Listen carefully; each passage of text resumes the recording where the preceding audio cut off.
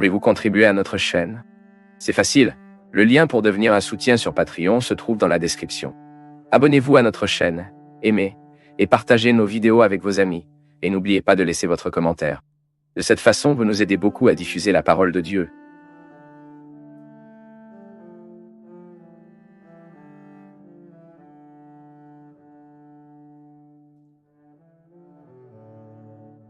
Le processus est le suivant, c'est tout ce qui est aligné, qui a une cohérence, qui a des arguments, puis lorsque vous le regardez, est un tout. Ce n'est pas seulement un détail, non, c'est un tout. Le processus, il observera toutes les phases de ce qui est analysé.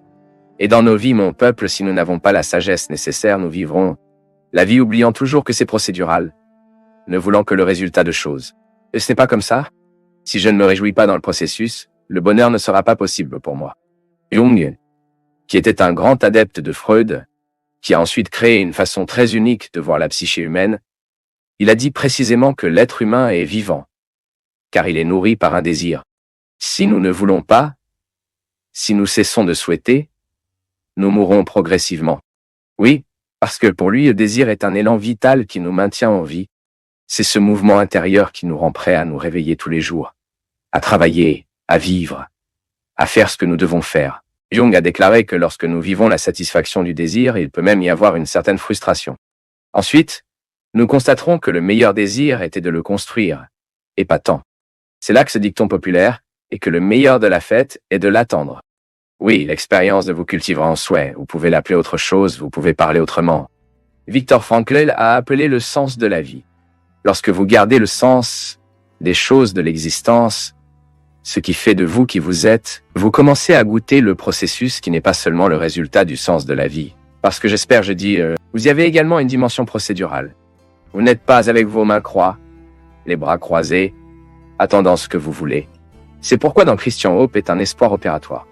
Un concept que nous prenons d'un philosophe non théologien, même protestant, Moltmann, a déclaré de manière sophistiquée que l'espoir chrétien est opérant.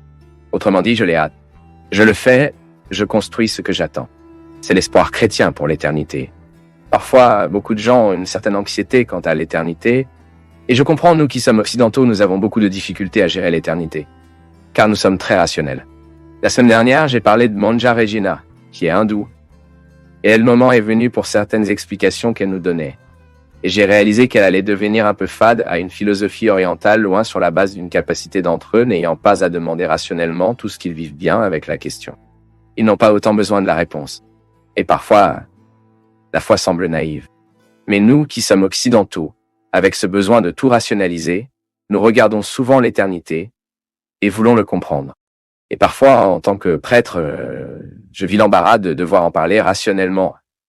Alors qu'en fait, l'éternité ne correspond pas à nos concepts rationnels. Alors la personne me demande, Père, comment ça se passe après notre mort? Je ne suis d'abord pas mort non plus, je ne sais pas. Je suis dans la même situation que toi. Puis ma foi, moi en tant que chrétien, je suis amené à croire que l'éternité sera ma rencontre définitive avec Dieu. Cela peut signifier tellement, mais vous ne pouvez pas le rationaliser. Parce que si j'essaie de rationaliser, il y a des gens qui ont besoin d'imaginer le ciel comme une ville, avec des rues, avec des maisons, où les meilleurs vivent, où vivent les pires. Il y a des gens qui ont besoin de penser le paradis comme si c'était une place égale ici. Oui, si je parle d'éternité, bien sûr, j'ai besoin d'oublier le temps et l'espace, qui sont des catégories humaines, terrestres, temps, que nous regardons l'horloge, l'espace, cet endroit, où est cette maison, où est l'autre maison, où se trouve cette ville. Vous prenez une carte et vous identifiez les villes, les pays. Eh bien, si je veux comprendre l'éternité des concepts rationnels et ce dont je peux parler rationnellement, j'aurai une même vision de l'éternité. C'est pourquoi Moltmann a déclaré que le concept d'espoir est la manière la plus juste et la plus honnête dont nous devons penser à l'éternité.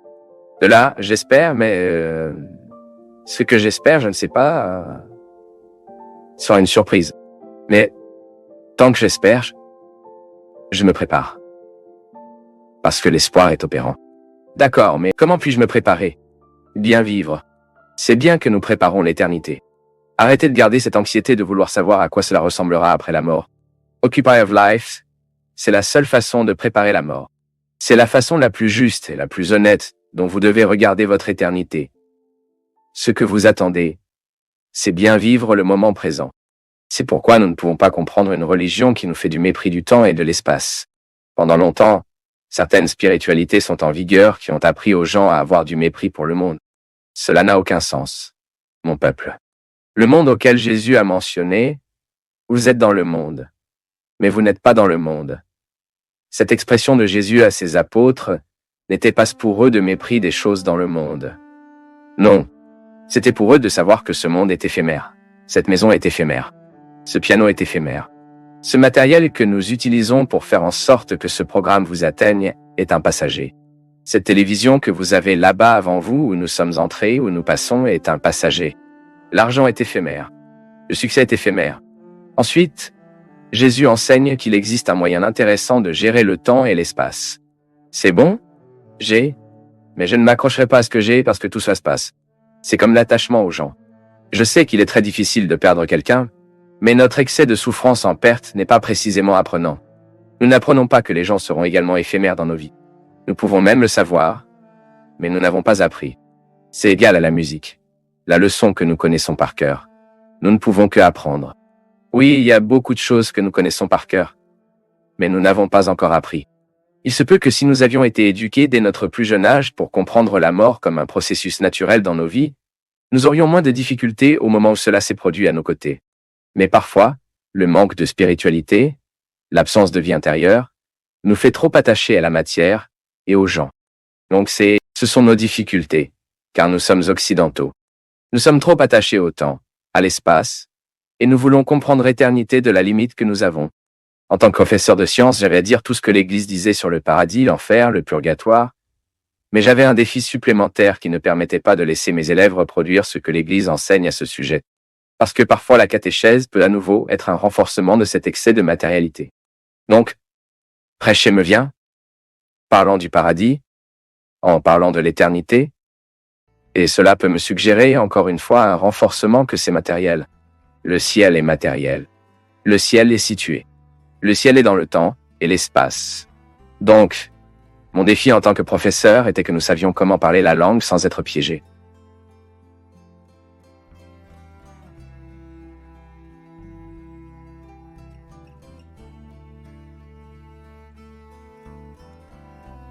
Nous du Path of Faith sommes heureux d'être avec vous en ce moment. Partagez vos perceptions sur le sujet d'aujourd'hui dans les commentaires, montrez votre soutien en aimant la vidéo et partagez-la avec vos amis. Abonnez-vous à la chaîne pour rester connecté avec nous et ne pas manquer nos nouvelles vidéos.